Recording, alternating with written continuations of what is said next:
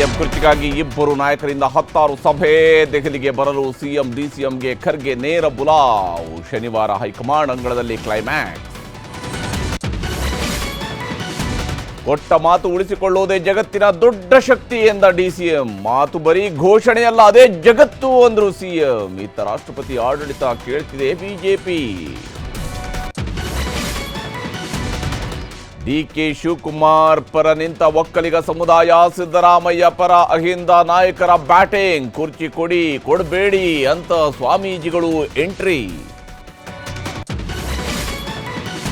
ನಾಳೆ ಉಡುಪಿ ಶ್ರೀಕೃಷ್ಣ ಮಠಕ್ಕೆ ಪ್ರಧಾನಿ ಮೋದಿ ಆಗಮನ. ಕೃಷ್ಣನೂರಿನಲ್ಲಿ ಭದ್ರತಾ ಪಡೆಗಳ ಹದ್ದಿನ ಕಣ್ಣು. ಮುನಿಸು ಬಿಟ್ಟು ಸಿಎಂ ಕೂಡ ಬರಬೇಕು ಅಂತ ಬಿಜೆಪಿ ಆಗ್ರಹ. ಕನ್ನಡ ಸುದ್ದಿ ಲೋಕಕ್ಕೆ ನ್ಯೂಸ್ 18 ಕನ್ನಡ ಇನ್ನು ಮುಂದೆ ಹೊಸ ಲೀಡರ್. ನಾವೇ ಈಗ ಕರ್ನಾಟಕದಲ್ಲಿ ನಂಬರ್ 1. ಉತ್ತುಂಗಕ್ಕೆ ತಂದ ಕನ್ನಡಿಗರಿಗೆ ಕೋಟಿ ಕೋಟಿ ಧನ್ಯವಾದ.